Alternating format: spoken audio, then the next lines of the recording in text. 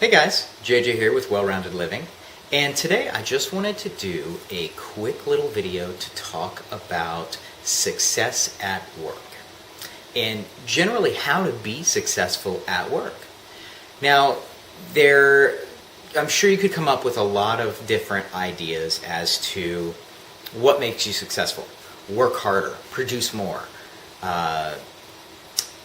learn more, work faster, work more hours, something like that. But I wanted to let you in on a little secret.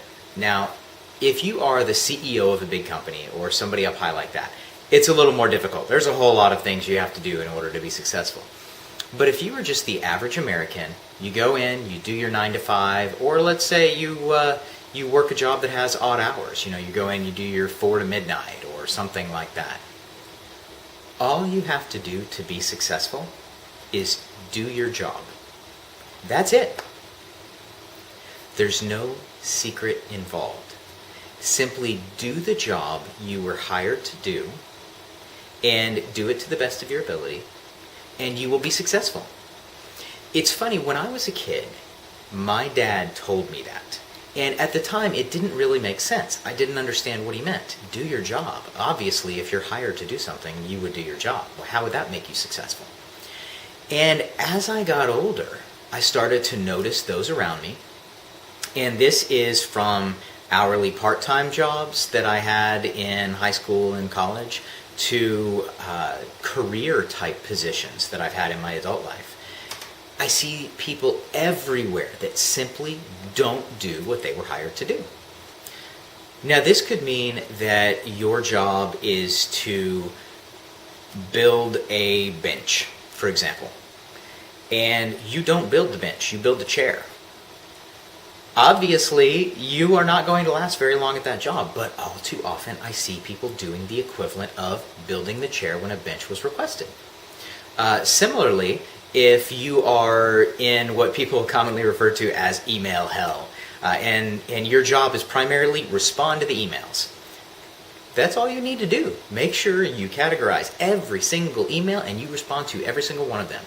All too often, I see people who shoot off emails and forget, or they receive a bunch of emails and think, oh, I'll deal with that later, and they never get back to it. So once again, you are simply, in those cases, not doing your job. It's not that complicated. I just wanted to get this point out there so that you can start thinking about, in your everyday life, what does your work require of you? What do you do? And what do you not do that maybe you should? Now, another way to look at this is those people who are working, let's say, 80, 100-hour weeks, but they spend a lot of that time just surfing the internet, or talking to their friends, or taking smoke breaks, or something like that. Well, they may be spending a lot of time at work, but they're not doing a lot of work.